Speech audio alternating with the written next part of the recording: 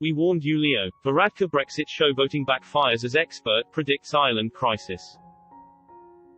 Leo Varadkar's rampant europhile tendencies have been exposed by a former Irish diplomat, who said the ex-Taoiseach's stubborn adherence to the line laid down by the European Union was now coming back to haunt his country.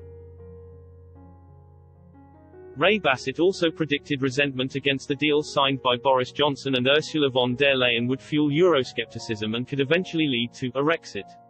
The agreement has already been roundly condemned by representatives of Ireland's fishing industry who accuse Irish domestic leaders, and those in Brussels, of betraying their interests.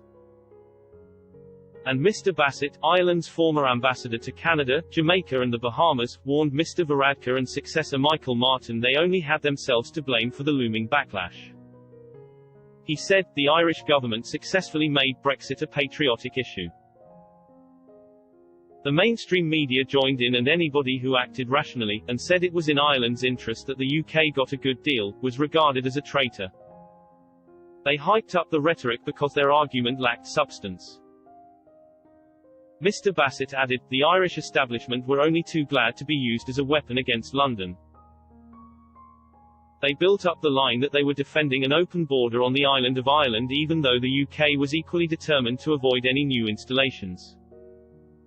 Now it is clear to the Irish public that Brexit did not turn out as Leo and Coveney had forecast. And this is making people think they were led up the garden path. Mr. Bassett, an advocate of Ireland following the UK's lead and leaving the bloc, warned, with the UK out of the way, the Irish establishment will no longer be able to play the Anglophobia card to bolster the EU.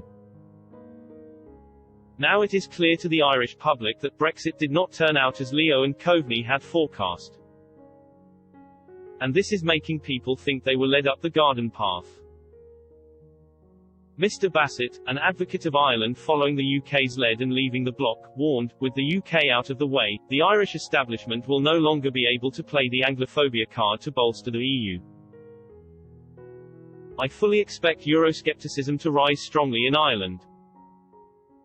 Speaking earlier this week, Patrick Murphy, CEO of the Irish South and West Fish Producers Organisation, said, recent statements on Brexit and on fishing emanating from our political leadership have pushed many fishing communities and many of those engaged in Ireland's fishing industry over the edge.